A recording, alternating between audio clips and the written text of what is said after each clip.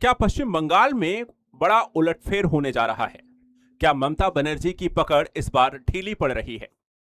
Record तोड़ मतदान ने पश्चिम बंगाल में काफी कुछ यहां पर सवाल खड़े कर दिए हैं। अभी सिर्फ पहले चरण का मतदान पूरा हुआ है, दूसरे चरण का बाकी है।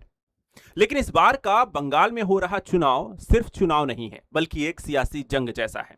क्योंकि एक तरफ बीजेपी जो है सत्ता परिवर्तन के लिए पूरा जोर लगा रही है, तो वहीं दूसरी तरफ टीएमसी की ममता बनर्जी यहां पर अपना गढ़ बचाने के लिए लड़ रही हैं। रिकॉर्ड तोड़ वोटिंग, बदलते समीकरण और जमीनी हकीकत आखिर क्या कहती है? इस बार का रिकॉर्ड तोड़ मतदान किसके पक्ष में है और किसे फायदा पहुंचाने वाला है? इस वीडियो में हम जानेंगे इन सारे पहलुओं को। और जो कहा जा रहा है कि ममता हार रही हैं, क्या यह सच में ऐसा है या सिर्फ एक नैरेटिव है? इस वीडियो में हम एग्जैक्ट ग्राउंड एनालिसिस करने जा रहे हैं। सभी पहलुओं को आपको डिस्क्राइब करेंगे कि अब तक के बंगाल चुनाव में क्या कुछ हुआ है और पहले चरण के मतदान तक देखा जाए तो स्थिति कैसी बनती हुई दिखाई दे रही है। सबसे पहले यहां पर देखा जाए तो जो यहां पे चर्चा का विषय है, क्या ममता हार रही हैं, इसका एक सबसे बड़ा पहलू यह है कि बंगाल में अब तक के इतिहास का सबसे बड़ा मतदान देखने को मिला। पहले चरण का मतदान जहां पे 91.74% यहां पर मतदान हुआ है, जो ऐतिहासिक है। और इस कारण से जब लोग बहुत ज्यादा बढ़ चढ़ के यहां पर मतदान करते हैं तो देखा जाता है कि सरकार बदल जाती है। और इसलिए इस बात को बल यहां पर मिलने लगा है कि क्या ममता सरकार इस बार पश्चिम बंगाल से जा रही हैं और यहां पर नई सरकार देखने को मिल सकती है। अभी सिर्फ पहले चरण का हुआ है, अभी दूसरा चरण का होना बाकी है। चीजें अभी भी बदल सकती हैं। लेकिन अभी अगर हम आगे बढ़े यहां पर, तो वोट परसेंटेज जो आप देखने को मिलते हैं, जिस तरीके से बंगाल का इतिहास रहा है वोटिंग का, वो आपको दिखाते हैं। अगर हम देखें 1991 से लेकर के 2026 का यहां पर मतदान, और अलग अलग समय पे अगर आप देखें तो 1991 में जहां ये 75% था, 2001 में देखा है तो ये 75.3 था। उसके बाद हम देखते हैं तो 2006 में ये और आपको बढ़ता है, करीब 80% के ऊपर जाता है। 2011 में 84% तक पहुंचता है। उसके बाद देखा जाए तो 2016 में फिर से गिरावट आती है, 2021 में 81% तक आता है।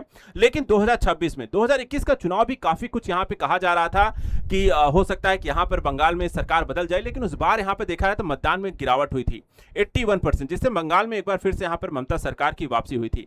लेकिन इस बार अगर देखा जाए तो इसमें बहुत ही ज्यादा, करीब अभी देखा जाए तो 11% की बढ़ोतरी आपको 2021 के विधानसभा चुनाव के बाद देखने 92.6% तक की वोटिंग आपको देखने को मिली है। और यह दिखाता है कि लोग किस स्तर पर यहां पर आपको बढ़ चढ़ के पश्चिम बंगाल में चुनाव कर रहे हैं। क्या ये सरकार को समर्थन करने के लिए कर रहे हैं या सरकार के सत्ता परिवर्तन को लेकर कर रहे हैं, यह कहना मुश्किल नहीं है। यहां पे देखा जाए तो ये चीजें अभी काफी कुछ होना क्लियर बाकी है। अभी दूसरे चरण का जब मतदान होगा तब यहां पर काफी कुछ क्लियर हो जाएगा। लेकिन बंगाल में एक चीज क्लियर हो रही है कि लोग जिस तरीके से बढ़ चढ़ के मतदान कर रहे हैं, ऐसा पहले कभी नहीं देखा गया है। इसके आगे की कहानी अगर हम देखें, ये ऐसा क्यों हो रहा है? ये ऐसा हो रहा है, देखिए, एसआईआर के बाद जो है वोटिंग बढ़ी है। बिहार में भी हमने देखा था कि वहां पर एसआईआर जब लागू हुआ था, एसआईआर लागू होने के बाद हम बिहार में जो विधानसभा चुनाव हुए थे वहां पर भी लोगों ने बढ़ चढ़ के वोटिंग की थी। और अभी बाकी जो अभी चुनाव चल रहे हैं, अगर उसमें अगर आप देखें, केरला में 78.27% वोटिंग हुई है, जो कि 39 साल का यहां पर रिकॉर्ड है वो टूटा है। इसी तरीके से असम में देखें तो 85.91% वोटिंग हुई है। बिहार में 66.90% वोटिंग हुई है। पुडुचेरी में देखा है तो 89.87% वोटिंग हुई है। और इतिहास में देखा है तो ये सबसे ज्यादा वोटिंग हुई है। वहीं बंगाल और तमिलनाडु में देखा जाए तो इन राज्यों में भी, केंद्र शासित प्रदेशों के साथ जो वोटिंग हो रही है वो अब तक की सबसे ज्यादा वोटिंग हो रही है। यानी कि एसआईआर के बाद एक ट्रेंड बढ़ा है, लोग ज्यादा वोट डालने आ रहे हैं।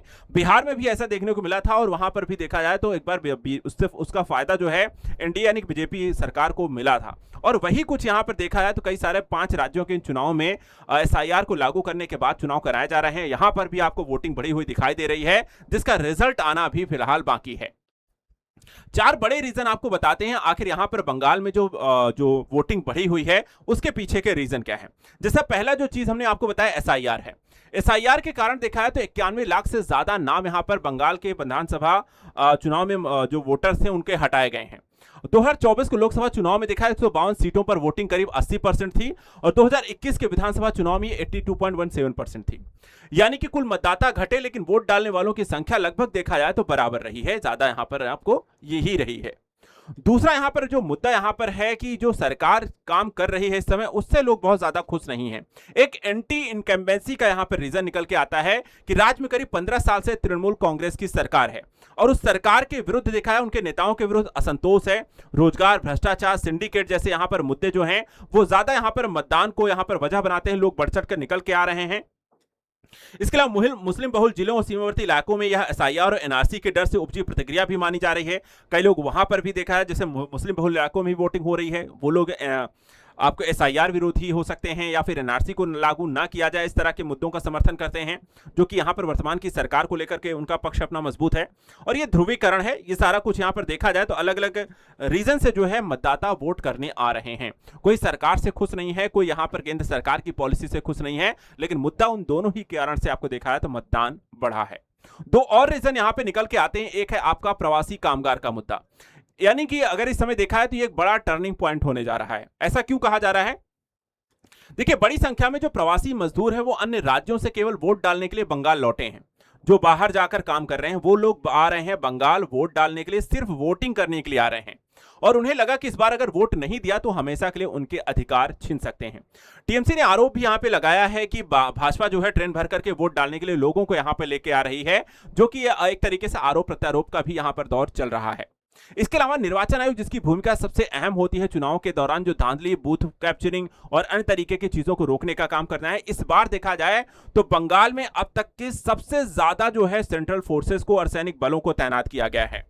निर्वाचन आयोग ने अभूतपूर्व निगरानी की है, 2.40 लाख केंद्रीय बलों की तैनाती की है और जिसके कारण यहां पर किसी भी तरीके का मतदाताओं में डर ना हो, वो खुल करके यहां पर वोट कर सकें।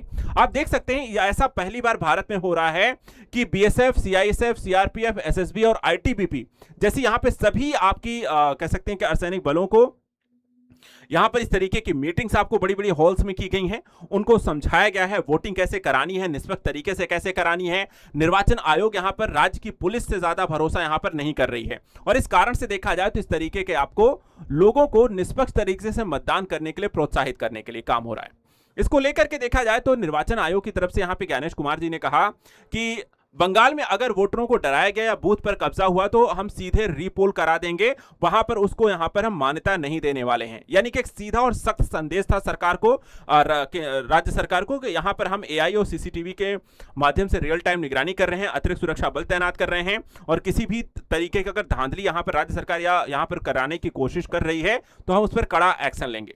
यहां पर देखा है तो निर्वाचन आयोग के द्वारा लक्ष्मण रेखा एक तरीके से तैनात की गई है, जो वोटर वेरिफिकेशन के लिए यहां पे 100 मीटर का एक वोटिंग एरिया बनाया गया है, वहां से चीजों को जांच पड़ताल करने के बाद लोगों को आगे बढ़ाया जा रहा है। इसके अलावा सुरक्षा कर्मियों, पुलिस कर्मियों पर बॉडी कैम लगाए गए हैं ताकि किसी भी तरीके की जो गतिविधि है उस पर लगातार उस पर रिकॉर्ड किया जा सके। जीपीएस ट्रैकिंग के माध्यम से सीए, पीएफ, क्यूआरटी व्हीकल जो है वो लगातार लाइव ट्रैकिंग पे रहेंगे किसी तरीके की स्थिति में यहां पर उसको निपटने के लिए। टोटल सीसीटीवी टेक ओवर यहां पे ऑल गवर्नमेंट सिक्योरिटी यहां पे लगाई गई है, सरकार जितने भी जहां भी वोटिंग और पोलिंग होनी है। इसके अलावा एआई इनेबल्ड बूथ कैमरास लगाए गए हैं जो 360 डिग्री मॉनिटर यहां पर कर सकते हैं। तो किसी भी तरीके से अव्यवस्था को फैलने से रोका जा रहा है और इस कारण से लोगों, मतदाताओं में कहीं ना कहीं भरोसा बढ़ा है और ये वोट यहां पे जो बढ़ चढ़ के आ रहे हैं वो इसी का एक नतीजा है।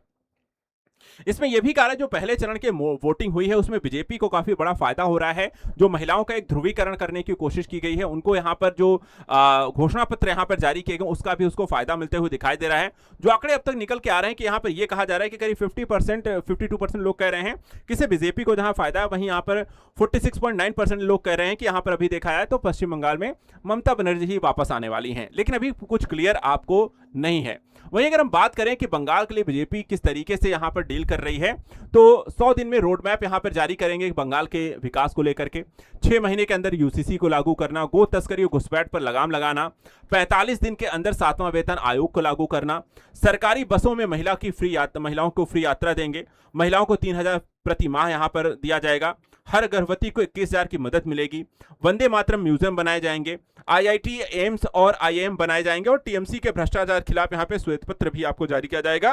और ये बड़ी चीजें हैं। अगर किसी सरकार से कोई नाखुश है, खासकर जनता या महिलाएं या फिर आपको अन्य वर्ग, तो कहीं ना कहीं वहां पर सरकार को बदलने को लेकर के वोट हो सकते हैं। लेकिन जैसा हमने कहा, पहले चरण का मतदान है, अपने अपने पक्ष हैं, चीजें चुनाव निर्वाचन आयोग की निगरानी हो रहे हैं, सुरक्षा के कड़े इंतजाम हैं। अभी जनता तय करेगी कि वो वापस से बंगाल में ममता बनर्जी को चाहती है या फिर एक बार 15 सालों के बाद वो एक नई सरकार को चुनने के लिए तैयार हैं। इससे पश्चिम बंगाल की दिशा और दशा तय होने जा रही है कि आगे यहां पर पश्चिम बंगाल कैसे आगे बढ़ने वाला है और पश्चिम बंगाल के लोगों को आखिर क्या चाहिए। इसको लेकर के आपका क्या कहना है? क्या आपको भी लगता है कि पश्चिम बंगाल में ममता बनर्जी की सरकार जाने वाली है और एक नई सरकार का गठन होगा? रिकॉर्ड तोड़ मतदान से यहां पर किसको क्या फायदा है, आप हमें कमेंट करके बता सकते हैं। बंगाल में लगातार नई अपडेट्स को लेकर के और करंट न्यूज एनालिसिस के लिए आप हमारे साथ लगातार जुड़े रहें और चैनल को सब्सक्राइब करके रखें। हम बात करेंगे बंगाल के बारे में, उसके भविष्य के बारे में, उसकी आर्थिक स्थिति और उनसे जुड़े हुए मुद्दों के बारे में। Thank you so much and good luck.